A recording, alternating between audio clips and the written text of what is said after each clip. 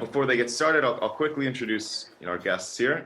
Dean Jones is an experienced soccer journalist, specifically in Europe, and is considered to be a transfer insider, global transfer insider.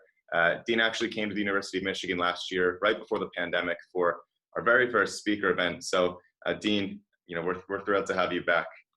VIP. Yeah. Jack Collins is a decorated soccer podcaster, creator and host of the award-winning podcast Full Hamish. And he's been previously featured as a guest on BBC Sport, BT Sport, and Sky Sports. And so before they get started, I'll add that Dean and Jack previously co-hosted Bleacher Report's BR Football Ranks podcast before moving on to pursue their own venture, current venture, Ranks FC, which is an emerging soccer media brand and community that I highly encourage you to check out. So with that, Dean, Jack, I'm going to hand it over to you guys and you can take us away. Thank you, Jacob. Appreciate it. Yeah. Good morning, America. I suppose it's the afternoon over here, so we're in a slightly different place to you guys. But we thought we'd come and have a chat about what it looks like from maybe this side of the pond, and I guess what me and Dean do best, if you will, is podcasts. So we thought we'd kind of do this in podcast format. But I'll check you over to Dean. He can introduce himself, and then we'll get rolling. Yeah, obviously I've been over to U of M and met some of the people that are probably on this call. So nice to kind of see you again. It was a lot of fun that day. I will be back one day. This is as close as I can get right now. But look, I think the main reason that people will know us is from Bleacher Report. Everyone might not know, but most probably do, that we're not at Bleacher Report anymore. It wasn't a decision of our own. Bleacher Report is a changing brand right now, but we're not part of that. And so we've gone out on our own, and we've taken the podcast element into our own hands and created Ranks FC, which is going really well. Thanks to any of you that have signed up, subscribed on your podcasts or subscribed to the Patreon. We really appreciate that. But yeah, here we are to talk about really how we view the American soccer landscape from England, really. I mean, it's definitely becoming more prominent over here, mainly because you finally have some good players. But it's really changing. Jack, how are we going to approach this, mate? Yeah, so obviously the last talk was really enlightening, and although Jacob decided to ask every question that I was actually going to talk on today, we're going to try and change it up a little bit. And kind of the basic premise of Ranks FC is, as you might have guessed, is we rank things, right? So given the nature of what we do and the nature of what this conference is, we thought it might be fun to do this in podcast format, lighten it up a little bit, try and keep it moving, and rank the top 3 reasons. There's reasons to be optimistic, I think, about soccer across the pond on pretty much every level. We want to leave as much time as we can at the end for questions, because I know the last time that Dean was over with you guys, the questions were quite long and forthcoming, and he wanted to answer as many as possible. So we'll try and get back to that and as quickly as possible. But we'll rattle through a few points first. And so basically 3 reasons why soccer coverage, and it's such an exciting time, I suppose, to be part of the soccer landscape in the US, because as it was kind of alluded to, this is the time to be alive, I think, if you are a US soccer fan, if you are a US, soccer person in the space, and because everything is growing, you are in the explosion of the game, right? And at a level where we're seeing this, and coming up to the World Cup in 2026, this is going to reach fever pitch. And with that all in mind, I think it's, an exciting time to be part of it. And if you look at, me and Dean are both, obviously from London, and our kind of experience in the game up to the point we joined Bleacher was all very UK focused. And that's where all of our things were. And it was really those doors that opened to looking at American soccer and the landscape and the kind of changing media over there that led us to a point where now when we think about Ranks, we think about it primarily in an American kind of sense. We look at it and we think, right, the biggest place in the world where the game is growing is America. And that, for us, is exciting, and imagine for you over there is even more exciting. So I guess it makes sense to start, number 3, with coverage of the game in the States, right? You are now reaching a point where people in the UK are jealous of the situation that you have in the US. We've obviously had issues with pay-per-view and all of these different elements of what it is. And you look at what you're getting in America and we think, yeah, okay, we could do that. People are locking into American streams to watch the Premier League, to watch La Liga and all of these different elements of it. And I'm going to talk a bit from a Bleacher Report social perspective, but I know Dean's kind of holistic view of what it all is kind of very US focused there. Yeah, it's actually changed the way I worked, actually, working at Bleacher Report, especially as a transfer insider. I mean, the big thing in the UK media when you're a journalist is to break stories. And that's always what I'd done. And when I joined BR, I realized it became quite clear that breaking a story on Bleacher Report didn't really get that many eyeballs. Whereas if you jump on a trending story, you're really going somewhere. And I think that that's definitely come from this US coverage of football. And, you know, I think US has led the way in terms of social anyway across the board. And football finally became part of that over the last 4 or 5 years. And Bleacher Report were obviously at the front of it. So we got that glimpse of like what it's like to be leading that chase. And I'd say that anyone who is looking to make a name for themselves in this industry and try to capture audiences, you know, in America, but also beyond that, is to just always be aware of what people are looking for at certain moments in time. I mean, if it's, you know, Liverpool's next week when Liverpool's next defender gets injured, for example, like that's what you got to be trending on right there. You know, you need to be finding Liverpool's new defender, whatever it is. Being ahead of the chase isn't really always the place to be right now. Fabrizio Romano's kind of got that wrapped up at the moment. He's got the crystal ball. He knows what's going to happen. But if you can be the person with the best follow up to it, then great. And I think that, you know, NBC, what they've done in TV coverage has been really, really good. And I think that there are various ways that America is just making the rest of Europe have a little rethink about the way that they're covering the game, because it's a little bit too traditional over here. And I think that in the last 2 years, people have definitely changed their thinking because of America. Absolutely. And from a social perspective, I was before I moved into podcasting full time, I was very much part of the Bleacher Report social team.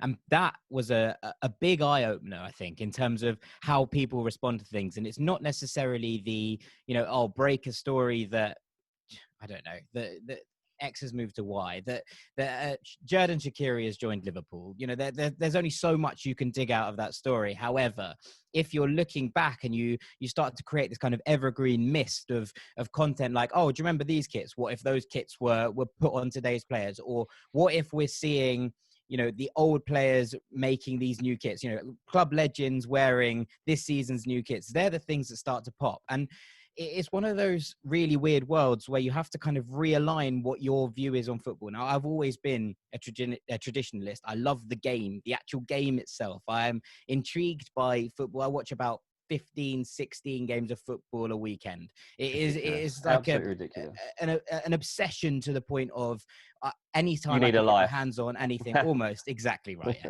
But it is one of those things where you look at people and they're like, how do you get into the game? And it's often about luck as much as anything else. You know, you work really hard and you hope for a stroke of luck. But becoming part of that Bleacher Report team, I think, showed me that it's not necessarily all about what you know about football. If you want to work in football social media, you need to be thinking outside the box. You need to be thinking creatively. You need to be at that kind of cross point. And this is what America does best, that cross point between culture and soccer.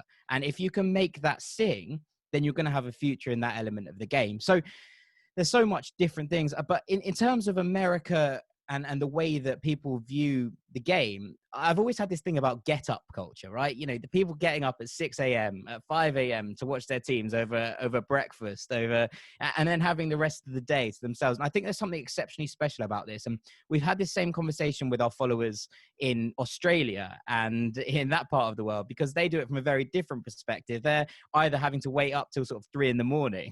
to watch their sides, or they're going to bed at 9, getting up at 3. And it's that same kind of West Coast, I suppose, attitude, where things are so early in the morning that you need to genuinely force yourself in. And that bonds communities together. And I think in that, you see the kind of strength of community and the strength of supporting a club in its best light. And that in itself, I think, makes the fusion of supporting, especially European clubs in America, very, very special. There's elements of it that we can't even see over here. Yes, I go to the game, I meet people me and Dean, both Fulham fans, meet in the pub beforehand. We walk down together. It's nice. You meet all your friends. You meet a lot of family. It's very community orientated. I think that same kind of bubble is fused by the fact that these are at uncommon times or at unholy hours a lot of the time. And it is that kind of dedication to your side that you're doing it at those kind of hours of the morning, Dean. Yeah, it totally is. And I mean, it's very different. Like the culture of watching the game in America is very, very different from here. You can experience that when you go to MLS games or ICC games, whatever it is, and that's not a bad thing, because I don't think you should try and copy the way that people watch the game in Europe. I think it's cool when you get your ultras, like LAFC, for example, has done an amazing job of creating their own type of atmosphere, and they've obviously taken in the whole Mexican culture and everything, and then embraced the rest of the community as part of that, and that's worked brilliantly for them. And it can be done. You can create your own identity, and I think that's what's really important about the growth of the US. And you know, it might be that you can't go to pubs like we can here, but obviously you can still socialize around the events, and we've experienced that ourselves at Chicago Fire, that you can still have a good few drinks before the game, probably too many, and and just wander in. So no, it's something that I'm all for. You know, we'll know that how much I love going to America and watching football there, and hopefully we're going to be doing a lot more of it. Yeah, well, it's that's the plans. An interesting question here, and I wasn't going to do them as we go along, but I think it ties in quite nicely from Abdullahi, who says, "What are your thoughts on AFTV? Is it possible to recreate in the US?" And I guess the truth is that AFTV have done brilliantly for themselves, right? But it's based on shock value. It's based on shock culture. It's based on the fact that, you know, lots of people like shouting, right? And ultimately what they've done is created a system that allows a lot of people to laugh at them. You know, actually a lot of people who watch AFTV aren't Arsenal fans. It's fans of other clubs being like, imagine how funny it's going to be this week when they lose. And fair play to Robbie Lyle, who runs the whole thing and has created a system where if his club wins, he's delighted for his club winning. And if his club loses, he's delighted because there's loads and loads of money coming through the door, because he's going to get 1 million views on Claude and Troops shouting about the fact that Arsenal are rubbish again this week. And I don't necessarily think it is possible to recreate. I think there is something about that shock value that wouldn't stand up properly if it was done across the waves. I don't even, and obviously you could look at like a Goldbridge, who isn't necessarily from Manchester, but has this whole, you know, persona around these things. But I think there's an element of it that has to be real, that I do think AFTV have. Like, I think it's become almost a parody of itself in some ways now, and it's fed off its own success. But in the way that it has started, I think it was very real. It was from the heart. It was people genuinely angry about their club, and especially in those kind of final days, which you now look back on in the Arsene Wenger era, where everyone was just really angry all the time for no real reason, really. But it is one of those things that it was so raw that it felt like it was important. Whereas I don't know if you would have the same effect if it was coming from across the waves. Now, if there was a big explosion in MLS, and we're going to come on to MLS in the second point, then maybe that changes and you can have, you know, something very, very similar for an LAFC or an Atlanta United. But I think you'd need something genuinely to be going desperately wrong for a fair amount of time before people took it seriously, or else it feels like shock value for shock value's sake. I think Americans already talk a lot like that anyway. Like the whole shock value of AFTV is also because English people don't traditionally talk like that. Like, English people are reserved and they keep their feelings to themselves, and you might get irate among your mates, but you don't go and put it out on the internet and make yourself potentially look silly. That's just not an English trait. Americans are much more brash and much more confident and much more willing to put their reputation on the line. And, you know, you see a lot of success stories. I mean, Alex Goldberg has been a huge success among Chelsea fans and Chelsea's social media following, and he's built up his own brand, if you like, off of having these views and these rants that are perceived, are taken really well, like across the board. I mean, I'm not sure that your match-going Chelsea fan would agree with a lot of what he says or likes the way that he puts his views across, but look, it works for him. And I think that there are definitely ways for American fans to make their own path in the game. I just want to finally touch just on this point before we move on to MLS on the ICC. And the ICC is a tournament that Dean and I both hold quite dearly, right? Is it the Champions League? No, it's not the Champions League, and it's never going to be. But is it a whole load of fun? Yes. And does it bring people into the game and allow people to look at some teams they'd never maybe expect to be watching week in, week out?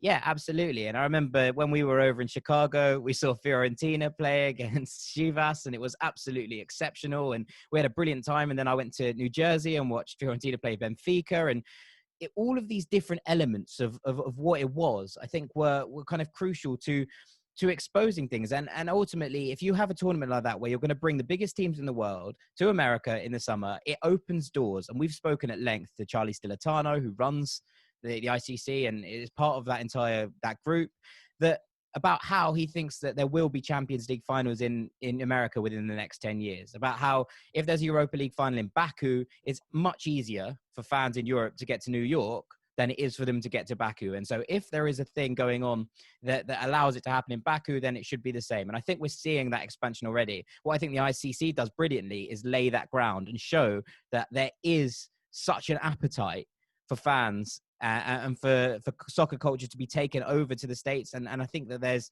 so much that could be kind of gleaned from what the ICC brings. And I think it's a brilliant tournament.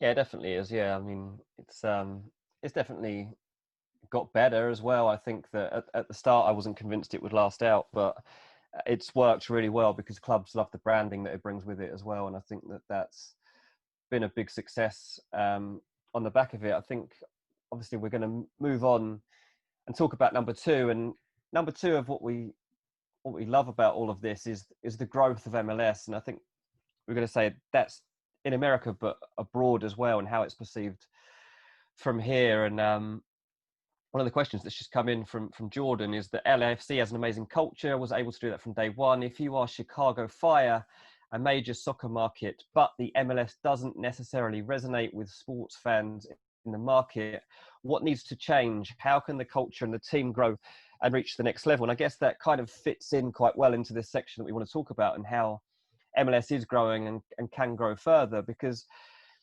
look, football clubs in the UK are growing all the time and finding ways to get new fans on board. And I think that one thing that Chicago Fire are going to have to do is they have to go after a new market, the younger generation. That's what they have to capture very, very quickly. There are thousands and thousands of people in Chicago that love football. There's no doubt about that. You see it in bars. You get loads of Arsenal, Man United, Liverpool fans living in Chicago. There's loads of British people that live in Chicago. You've got to turn those people into Chicago Fire fans. And the way that you do that is either through free tickets, cheap tickets, or by going out and actually finding them and telling them why they need to go there. And I think that one thing we do here, and it's become the podcast, actually, obviously, we've got Melon of the Week on the podcast. And the reason that Melon of the Week came about was because when I was young, when I was 14, 13, I used to go to watch my local team, which was, a very small club who have like 150 fans, 200 fans going to their games. But as a 15-year-old, it cost a couple of pounds and you can go with your friends. So we started going down there and you start to just make up your own chants. You start to have a bit of a community about you. Suddenly, like, started off 3 or 4 of you going, you go back to school and tell your mates. And by the end, there was like 15 of us going along, and there were these other lads who would bring a melon along to every game, and they would hold up the melon and announce who the Melon of the Week was. And ultimately, they were picking the worst player on the pitch. And that's where Melon of the Week came from on our podcast, for those of you who listen. But I think that stuff like that is really cool, and that is something that can happen in MLS, especially at a club like Chicago Fire, who are looking to bring in new fans and get them excited and create something new. There's some really, really good football played in MLS, and more than that, it's a really, really exciting league, which isn't the case, for a lot of the world. A lot of places you can predict who's going to win the league. You can predict who's going to be the top 4. MLS is very, very unpredictable, especially this season. And I think that is part of what makes it great. Yeah, I mean, you'll see, and for those of you that listen to us regularly, will know we're big proponents of the MLS. But, you know, my favorite leagues in the world are the leagues that are chaos. You look at the Championship, right? And the Championship is, in England, the most insane league in the world. It just doesn't make any sense whatsoever. But MLS is a bit like that. There's kind of an element of anyone can beat anyone, there, you know, to a point, obviously. And there is an element of how kind of chaotic the whole thing is. And I think that that's important. I really do. I think it's kind of crucial to the way that we look at different things and we look at what we want from a football perspective. Now, it helps that it's now broadcast in 190 territories. It's broadcast by ESPN, DAZN, Sky Sports, BN. These are big players in the space. And it has the bonus of being over a period where the traditional big European leagues are sleeping, especially in non-tournament years, right? And I'm cautious not to overplay the selling onto Europe thing, because I know that Ali Curtis in the last talk spoke about that not being a metric that players should be measured on. But I do think that there is an element of this, that when you see developing talent kind of coming into Europe and doing well, then you look at it in a different light. And actually, I think that even if you look at like the Eredivisie in the Netherlands, Portugal's Primeira, even Ligue 1 in France, you look at those leagues and you think the developing talent moving on to the bigger leagues, if you will, allows it to be known as a league that presents, that makes good players, that therefore allows you and lets people think, okay, I'll watch that because the next generation of unbelievable defensive midfielders might be coming through France, because it has been for ages. Or the fact that there's so many brilliant French centre-backs under the age of 23 suggests that if you're looking for a centre-back in Europe and you're thinking, where should I start looking? Ligue 1 is the natural place to go. So Miguel Almiron obviously came over a couple of years ago. I'd love to talk about Tim Ream, but let's keep it slightly recent. But if you look at the likes of, Joseph Martinez being coveted, PSG's kind of flirtation with Luciano Acosta, the players coming through in kind of Diego Rossi, Ezequiel Barco, and Sam Tai, who, runs the podcast with Dean and I. And, we've had our eye on Barco since we watched the Sudamerica under-20s in 2017, and he was 17 years old. And then him thinking that Atlanta United was the pathway for him to then go on and kick on with his career, I think is a massive, massive bonus for MLS. And if players are looking like that, South American players are looking up the continent and thinking, okay, my pathway is up there. From moving on from somewhere like Independiente, who are a big club, they're a big club, and moving to MLS to kind of forge your path is, I think, incredibly impressive and will help the league develop its reputation. But I have, and I know that Jacob asked this in the last one, I have a massive obstacle. And the last obstacle is promotion and relegation, right? ProRel is the last big obstacle from a European perspective that, if we look at this and think that's what you have to do if you want to be validated in European eyes. I think that's and we've just asked, just seeing a question from Tom, who said, and from an anonymous attendee who says, what's it going to take for international media and fans to respect MLS? I think this is your answer. I do not think you will be accepted as a top league or a league that is worthy of full consideration. And I'm not talking about the likes of me and Dean here, who are obviously invested. I think I'm talking about your average fan in Europe. I don't think you will get that acceptance and that validation until promotion and relegation are put in place, because I think it's an inviable system. You look at the European Super League idea recently, and the major backlash that got was that it was a closed shop, that people couldn't come into it and out of it from other European leagues. It was the clubs separating themselves from everyone else and saying, this is us. The rest of you can, be done with it. And it all comes back to this grassroots element, right? And I think that if you look at Dean and I being Fulham fans, and we go home and away when we can, but when we're not at Fulham, Dean will be at Waltham Hersham, who are in the 7th tier of the English pyramid, and I'll be at Hanwell Town, who are in the 8th tier of the English Premier League. And it comes back to what Dean was saying about community and all those things, but also supporting smaller teams that prop up the pyramid. And I know that there's obviously 30 teams in MLS from 2023, and that's brilliant. But the truth is, it's not going to come validation until ProRel's in place. And maybe that's not what the MLS administrations want, and it's obviously their call, but I think that's where you got your edge. And if you think about RB Leipzig, they formed in 2009, right? They're 14 years younger than DC United, Sporting Kansas City, San Jose Earthquakes, Colorado Rapids, the Revolution, and the Crew, right? And if Leipzig is a bad example because it's fronted by a multinational drinks organization, fine. Then AFC Wimbledon in 2002 were formed after MK Dons moved to Milton Keynes. And they've come up through the entire pyramid, and now they fill a 10,000-seater stadium in the English third tier every single week. Dons are a huge affiliate for and an advocate for being a community as much as a club. And I think this is somewhere where soccer already has an edge on other sports in the US. If you look at the Save the Crew campaign, with Columbus Crew and the whole massive uproar about them being moved. This shows that this kind of pick up a franchise and move it somewhere else culture that exists in the NBA, that exists in the NFL, isn't going to wash with soccer fans, because soccer fans are based in community as much as anything else. And it is that kind of grassroots hit level that you need to get. And obviously I was having a listen to Mike from AFC Ann Arbor earlier, and he was looking at the NPSL, and there's 96 teams in the NPSL. That's where it's at. That's where the love is. That's the grassroots. That's the community. And you look at USL Championship and you think, right, 32 teams, that's great. But the affiliate clubs, 7 second teams and 2 affiliates to MLS teams already? Probably doesn't work, although there is precedent in Spain with Castilla and Barcelona B being in the Tercera.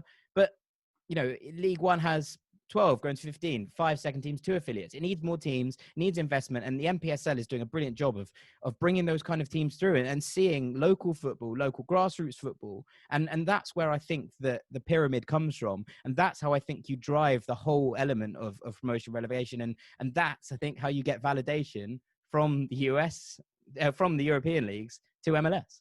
Yeah. I'm just going to rattle through a couple of questions before we move on to number one, because we might as well answer them while they're relevant to the section. There was on the back of that last question that you read out, it says, what should US soccer be doing to promote their product to international fans? You can't, to be honest. Don't bother. Next one. Tom says, talking of MLS, do you think it can eventually get to the level of European leagues? I don't think this should be what you're worrying about, to be honest. Like Jack's just covered there about promotion relegation, just make it more competitive, make it more compelling, make it that there is more to watch at the end of end of the regular season, so that it's not like NFL, so it's not like NBA, so that you're not rewarded by flopping. Like, you don't want to lose so that you get the first picks and all that kind of stuff that comes hand in hand with American sports. Like, MLS needs to come away from that a little bit. Like, it doesn't have to become European, but it does have to find a halfway house that it's relatable for people in Europe, because that is what gets laughed upon, to be honest. Miles says, will other American sports begin to suffer if the next generation of kids want to grow up to be footballers instead? I hope so, mate. Yeah. I hope so, yeah. Hope so, because this is the best sport in the world, and I hope all the other sports suffer in the end. Yeah, I mean, to a point. We'll take those, but yeah, it's one of those things. I mean, this one about, would it remove the parity of the league from an anonymous attendee? I think probably, yeah. It makes the traditional bottom half weaker, yeah, of course, but I think you could still have a pro-rail system with a salary cap. The bottom of the actual, you actually look at the bottom of the pyramid in England, not the bottom, the second tier through to the 5th tier, and it is salary cap now. We have salary caps in England in the Championship through to League Two, and I think that it doesn't change things. It just means that the whole elements of it are shifted so that clubs are financially viable, that are stable. And I think that it encourages teams to bring through their own players, to look for hidden gems, and all of those things that will continue to make MLS stronger. You bring those hidden gems through, you put them onto a platform where they can shine, and you keep that pipeline open, and people then start to, it stopped being, I think this is what's happened in recent years with the transition of players across to Europe. It stopped being one-way traffic. It stopped being a retirement league.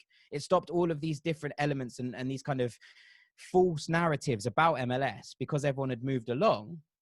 That I think that now you're seeing players go back the other way. It helps to reverse that narrative, and that's what you get from a salary cap and bringing through young gems, bringing through young players, bringing through players who might not have a platform otherwise. That's what I think MLS perhaps does best, and that's where it should focus its efforts. And Lucas says, do you think North America hosting the World Cup in 2026 will have an effect on how other countries view the sport in the US? Absolutely, 100%.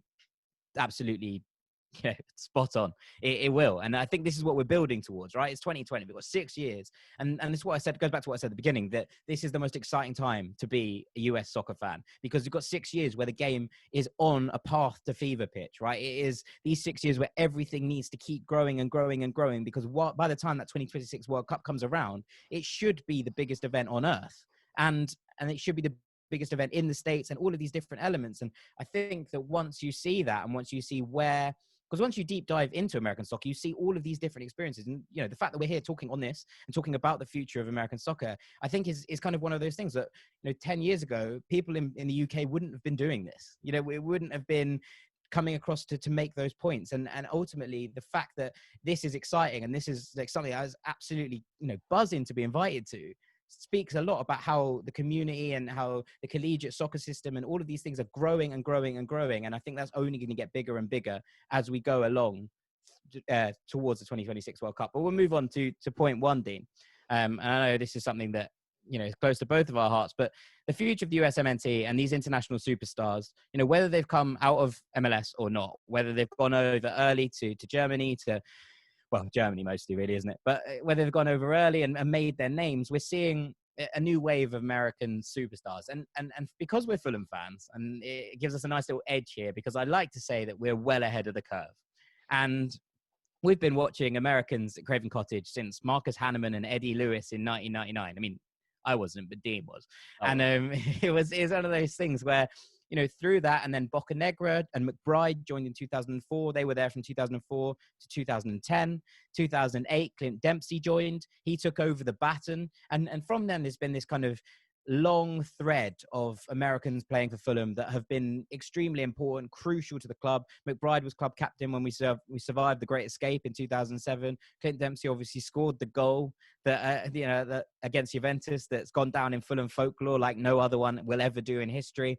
Tim Ream has anchored the side for the last 2 promotions out of the Championship back to the Premier League. There is this thread of Full America running through that has always been and I've talked about this with various people, Jason Davis, and on the Bestie Soccer Show, and on the Total Soccer Show with Sam, and all of these different elements that you think, okay, we've had this for ages. We know that American football has always been welcomed and accepted at Fulham because of the thread that's been running there forever. Now, you can contrast that to Jesse Marsh's comments about Frank Lampard and what he said about Christian Pulisic, about him needing to learn and him being kind of stunned by the non-Americanness of where he came from. And I think that's where Fulham have been for the last 10 years, where the other clubs are just cottoning on to the fact that there is such a talent pipe stream coming through. And I think it's taken this wave of Pulisic and McKennie and Tyler Adams and Serginho Dest and Anthony Robinson and Reggie Cannon and John Brooks and Josh Sargent and all of these players, Gio Reyna, that have, you know, come in and made their way, that we're now seeing a kind of, okay, this is not just the odd Landon Donovan and the odd Clint Dempsey. This is a wave of American talent is starting to push back the narrative. And I think that's important. Yeah, totally. Look, USMNT, current crop of players are saving the reputation of US soccer, basically. You know, you had this unbelievable group that came through the ranks together from youth level, and they're going to emerge to become part of what hopefully is a really successful team and heads into that World Cup, and not only plays as part of that World Cup, but let's be honest, they've got the capability of pushing into the late stages if they all come together at the right time. Now, obviously, I've been starting to cover more American talent than ever before in my job when it comes to transfers. You know, you've had the Weston McKennie, you've had Pulisic, you've had Gio Reyna, Serginho Dest was a huge example of a player that, to be honest, no one knew about Dest until, a year ago. Suddenly breaks through at Ajax, people start to pay attention. Then he suddenly got a decision to make out of, does he play for the US or Holland? And he chooses US. And then that got you a bit of heat, didn't it, Dean? Did, yeah. I said he should have gone to Holland, by the way, everyone. And then he said, Bayern or Barcelona. He's chosen Barcelona, and fair play to him for that one.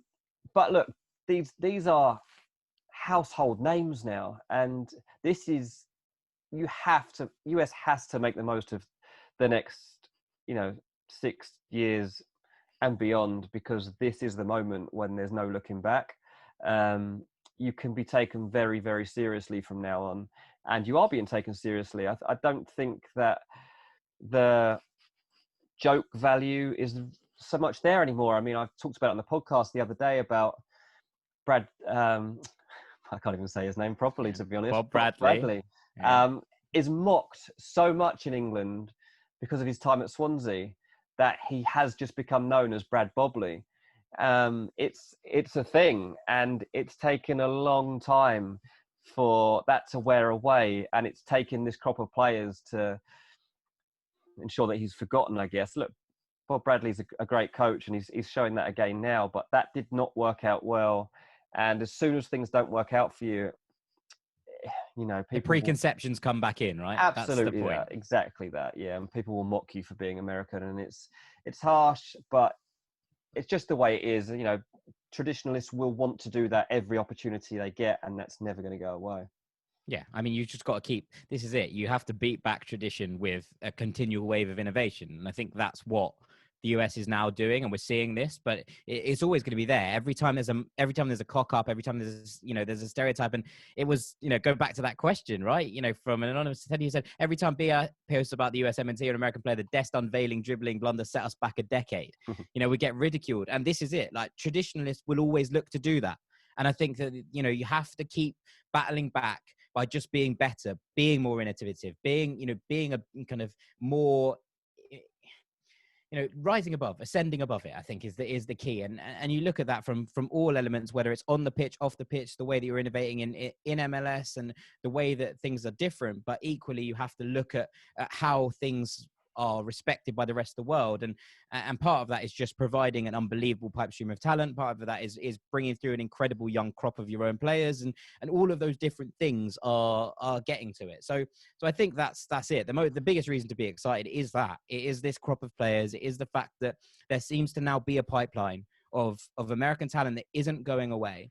And given all of those things and what they're bringing, it's kind of crucial to allow the US kind of soccer side of everything to flourish. It helps. And now we'll do some questions. We've answered a couple on the route, but we'll kind of run into them. And I wanted to start with Sam Bernstein's one because it was a very important. He says, if we adopt a promotion relegation system, what happens when huge media markets lose their teams through relegation? My initial feeling is it'd be catastrophic for the MLS to lose a team like the Galaxy or the Fire and have them replaced by a USL market, which is a valid question.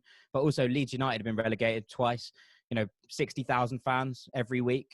Newcastle United relegated twice, 60,000 fans at St. James's Park every week. One club cities, these with huge followings across the world. Teams that won things in the 80s and 90s, teams that were, up there challenging for titles, and they bounced back, one. And two, I think if you open up a promotion relegation model, you then start putting games in, obviously, the tier 1 and tier 2 and tier 3 on telly. It's not like they suddenly fade from view into obscurity. We're not just tagging USL onto MLS. I think you would put it all under a whole new structure and develop the whole thing separately. So that's, I think, how you get around that. But it is a valid question. I do understand that there is going to be, obviously, people are worried about these things. But I think what you do is you build a structure that allows people to bounce back, one, and two, allows you to follow your side whatever division they're in, because that's the point we've got to here. So Adam Tierney says, do you think a club like #United with their fan interaction model would work in the US? My thoughts are absolutely, but I'd be interested to hear what you think, Dean. Yeah, I mean, it's the one place it's made to work, isn't it? I mean, if it's going to work anywhere, it's the US, to be honest. I think that I'm surprised there isn't more of a trend of that happening, to be honest, in the US, and I think it will come for sure. Yeah. Okay. Yeah, I mean, it's just one of those things that where AFTV is built on shock value, right? # is built on community. It's built on the fact that things have come from the bottom up. It's built with esports in mind. It's a very, very clever club model that Spencer's got going over there. And ultimately, I think it's the kind of thing that would absolutely thrive in the US if you could get it off the ground. And there's so much to be done there, I think. Grant says, do you see more players with dual nationality like Des choosing the US over other countries like Yunus Musa? Dean, I mean, this is your speciality after your comments. Well, Moose is already halfway there, isn't he? So looks like he's swaying that way. I think it's going to depend on, who the other nationality is. I think you've got to very quickly at a young age analyze like what your route is going to be with that nation. And I think if you're looking at England, there are just so many players that do break through, and your career at international level can be so short-lived that it probably is a good idea to try USMNT if you can. I think, especially as I said before, the crop of players that are coming through and the togetherness that they've already got is something that players are going to want to be a part of. So yeah, I definitely think that more players with dual nationality are going to start choosing the US for sure.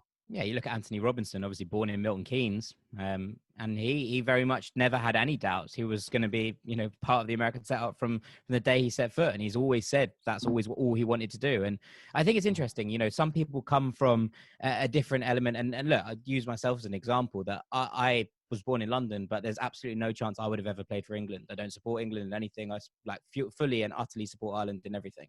And, you know, that's just been my kind of stance from a very, very early age. You know, as soon as I had the, you know, opportunity to pick, that was what happened. And I think that's a kind of element that exists in a lot of people. There will be people who are just like, yes, I was born in, you know, in England, but I feel American. And that's obviously Let's what's see what happened to my Anthony kids do. Robinson. Let's Yeah, see what yeah, my exactly. kids do. You're dual. They're going to play for the US, aren't they? Yeah, 100%. I'm pushing them straight to the US because I want to live in California. He goes on to Nick's. He says USMNT versus England in World Cup final 2026. Who wins and what's your score prediction? 3-0 America after England choke. And I'll be standing there in my Anthony Robinson shirt. So that'd be nice. TJ? Yeah, England win it on pens. There's a first time for everything. Right. Okay. Jordan says, if you're a young professional in the sports industry, media or front office or elsewhere, how do you build up and capitalize on the 2026 World Cup? I'll chuck it to you, DJ. I think become part of a club or some part of the media as soon as you can, because they're 6 years away. So that's a long time for you to build up yourself up through the ranks, as it were. So whatever region of the country you live in, latch on to your biggest local team and find out how you can get a role within that organization. Get some experience under your belt. By all means, have a side project, be it a podcast or whatever else is your thing, but get an understanding of what it's like to be in. Get to know people. The only way I've got this far in my job is by knowing people. Like every job I've got is because I've known somebody in that place. And it really is half the battle. If you can get to know people, just get to know as many people as you can. Don't rely on social media when it comes to actually, you know, working your way up the ladder. If you can get physical contacts that you build and that people start to like you, then you'll go a long way. And, you know, for a lot of you, you know, who are like 20 years old right now and are going to be like mid-20s for that World Cup, that is a great aim. So I'd say, yeah, get in there at whatever level you can. I just add that being an all-rounder is an absolute essential. I mean, I can only speak from a media perspective, but I would imagine this applies to most anything really. That there's no real place for single dimension journalists or media people anymore. You have to be able to be on camera, to record, to know how to produce, to know how to present. Be an all-rounder, or at least know the basics of everything. You know, when I came in to start this podcast at Bleacher Report, the only reason that they gave me the kind of gig was that I could produce and edit it myself and publish it. So they didn't have to do anything. You know, I hosted it, presented it, published it, and got it out. And that whole thing was, you know, the edit from kind of start to finish, it was all within my remit. And that's the only reason they were like, okay, fine, we don't have to do anything here. And if you can do that and self-produce and self-serve, then people are much more likely to give you a shot, because they're like, well, there's no skin off my nose absolutely doing it. And then we're all done. We've only got a couple of questions left. These are ranks questions, aren't they? These aren't. Yeah, ranks questions. Remy, I Ranking appreciate players. you saying rank the 6 new Chelsea signings, but I think that's one for the podcast, so we might have to leave that one. Quick one from Tristan, who says, who do you think has the higher potential, Reina or Pulisic? Dean? I mean, I'm going to go with Pulisic from what we're seeing at the moment. It's too much difference at the moment in the stage of their careers that they're at. But Pulisic is getting to a stage whereby he's like one of the first names on the Chelsea team sheet. So I'm going to have to go with him right now. Okay, we're going to finish with, we will answer one of your questions, Remy. We'll answer how big of a role is maths and statistics playing in the soccer nowadays. I call it maths, so yeah, because from this side of the pond, but we're going to go with it. I think this is crucial, and it goes back into what we were saying earlier about how do you get involved with things before the 2026 World Cup. I think this is growing, right? Analytics, maths, statistics, all of it is a massively growing field, and it's going to get bigger and bigger and bigger. There will come a point where it tops out. Like, there is only eventually so many statistics that will be able to be a part of an analysis question, but there will be a massive growth before that. So if you're looking at this and thinking, I'm really good at maths and statistics, I'm really good with numbers, and where is my place in football? I think it's there. I think it is. And you'll be surprised, I think, at how many teams would be like, okay, we could do with someone to run the books or be part of our team and on match days to analyze some numbers, to look at some things, I think you have to reach out to statistics teams, to analytics teams around you, whether that be, you know, an MLS side or even a USL side or further down the pyramid. You know, there are always people looking for ways to get ahead, looking for ways to be innovative. And if you ask around, there are people that will take you on. And you look at, you know, pages on Twitter, like someone like Blades Analytic, who basically just wrote Sheffield United Analytics for ages, and now he's part of the Doncaster Rovers setup. You know, they brought him in. They were like, yeah, you're someone who, Peterborough United, I should say. I'm very sorry. But he was brought in by the chairman, who was like, yeah, this guy's unbelievable with numbers. We need someone like this in our setup. And therefore has kicked on into his own career of making analytics from just having a Twitter account where he looked at those numbers. I think if that's something you're good at, double down into it. And it's something you can really achieve, you know, great things in. So that's where I will that will finish it. But I think we're about to run out of time. In fact, I think we've run over. So we'll basically say thank you very much, and you know, please subscribe to Ranks FC if you're not already. It's a whole load of fun. Comes out every Wednesday, and if you like it, we have a Patreon that has, you know, 2 extra episodes a week. We'd love you to join us. It's yeah, we're having a good time, aren't we, Dean? We are, mate. Thanks for having us on, Jacob. Appreciate it. Thank you, Jacob. Appreciate it. Guys, thanks so much for joining us. And you know, Collegiate Soccer Society, all big fans of the pod. And so, again, highly encourage you all to check it out. Check out the Patreon. Guys, wildly entertaining as ever. Appreciate you joining us today. We're going to move you back to the main room, but thank you again. Nice one, lads. Appreciate it. Thanks, lads. All right. Take care.